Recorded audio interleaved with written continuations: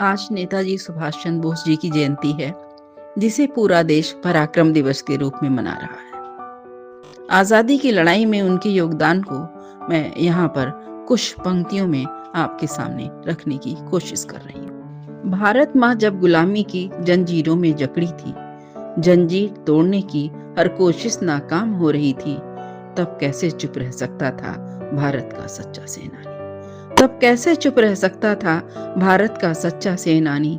अंग्रेजी साम्राज्य मिटाने की तब सुभाष ने मन में ठानी। अंग्रेजी साम्राज्य मिटाने की तब सुभाष ने मन में ठानी। उनके हर प्रयास कुचलने को जेलों में जबरन डाला था। उनके हर प्रयास कुचलने को जेलों में जबरन डाला था। बाहर आने पर उन पर ढेरों प्रतिबंध लगा डाला था। समझ गए थे तब सुभाष, समझ गए थे तब सुभाष, अब यहाँ न कोई बात बनेगी। चुपचाप देश से निकल गए, फिर बाहर जाकर फौज खड़ी की। उनकी बातों में इतना दम था, उनकी बातों में इतना दम था, लोग देश हित उमड़ पड़े।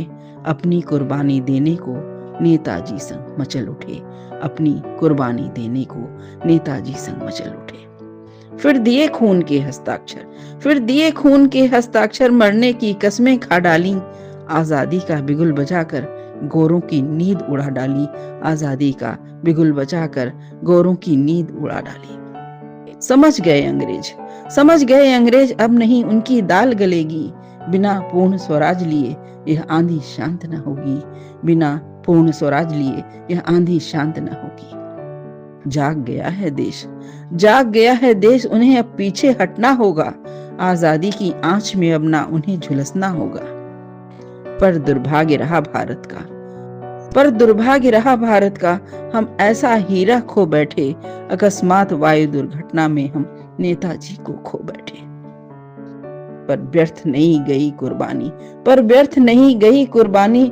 अंग्रेजों ने घुटने टेके, फिर गांधी नेहरू संग देश ने आजादी के चेहरे देखे।